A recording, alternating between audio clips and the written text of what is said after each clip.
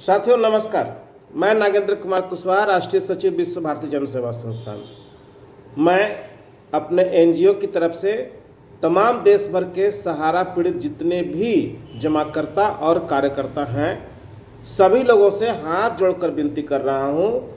14 अक्टूबर सुबह 10 बजे माननीय सुप्रीम कोर्ट के दरवाजे पे हम लोग अपने सहारा पीड़ित जितने भी साथी हैं, माननीय सुप्रीम कोर्ट से हाथ जोड़ करके न्याय की मांग करने के लिए जा रहे हैं।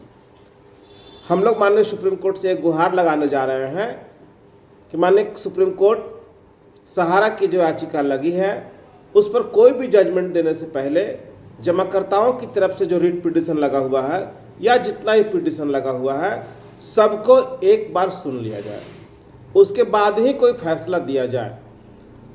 और अडानी जी के साथ जो डीलिंग हो रही है, दिक्कत हम लोगों को उससे नहीं है, दिक्कत इससे है कि हम लोगों का देश भर के जमाकर्ताओं का लगभग 5 लाख करोड़ रुपया पेंडिंग है। वो पैसा हम लोगों को कौन देगा? अगर संपत्ति ट्रांसफ़र होगा तो क्या लायबिलिटी भी ट्रांसफ़र होगा?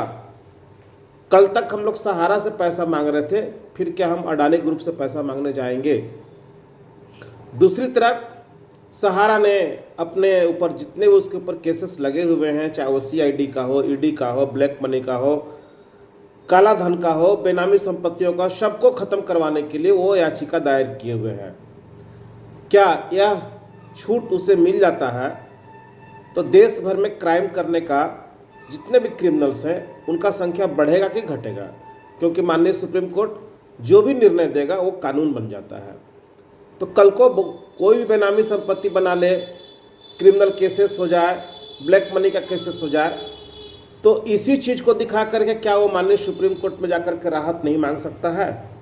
तो इस देश में बहुत सारे देशद्रोही का पैदा होने का मौका मिल जाएगा। चूँकि हम सहारा पीड़ित होने के साथ साथ देश के एक अच्छे नागरिक भी हैं और अपने देश में अच्छा वातावरण चाहते हैं।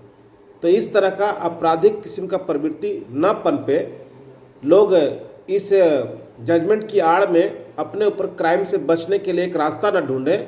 इसके लिए माननीय सुप्रीम कोर्ट से हम लोगों को गुहार लगाना है कि ऐसा कोई निर्णय पास न करें जिससे कि इस देश में सहारा के साथ साथ बाकी लोगों को भी छूट मिल जाए।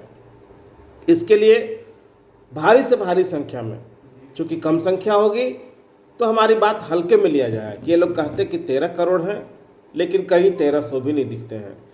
इस बार ये अंतिम मौका है। अभी तक के इतिहास में हम लोग सरकार के खिलाफ प्रोटेस्ट करते थे, ये पहला मौका है कि जब सरकार हमारी बात नहीं सुन रहा है तो हम लोग सीधे सीधे माननीय सुप्रीम कोर्ट के दरवाजे पर जा रहे हैं अपनी बात सुनाने के लिए। इसमें भारी से भारी संख्या में आप लोगों को आना पड़ेगा। अगर संख्या बल कमज़ोर पड़ेगा, लड़ाई लंबी होगी। संख्या बल कमज़ोर पड़ेगा, आपका पैसे की कोई गारंटी नहीं हो पाएगा। जिस प्रकार आप पोर्टल से 10,000, 20,000, 50,000 ले रहे हैं, यही आपका रह जाएगा। जीवन भर आप पैसा लेते मांगते रह जाएंगे, लेकिन पूरा पैसा नहीं मिलेगा। इसलिए साथियों, इस बात की गंभीरता को समझें, इस लड़ाई को अपनी लड़ाई समझें। ये मत सोचें कि कुछ लोग लड़ रहे हैं तो उनके लड़ने से हमको ही फायदा हो जाएगा। इसको इस नज़र से देखें कि ये हमारे लिए, हमारे परिवार के लिए, हमारे बच्चों के लिए एक गुहार लगाया जा रहा है। इसीलिए मैं विशेष ज़्यादा कुछ नहीं कहना चाहता, केवल हाथ जोड़ करके विनती करूंगा कि मामले की गंभीरता को समझिए और ज़्यादा से ज़्यादा लोग 14 अक्टूबर को माननीय सुप्रीम कोर्ट के दरवाजे पर न्याय मांगने के लिए सुबह 10 बजे जरूर आइए। धन्यवाद साथियों, नमस्कार। 2025 में बोले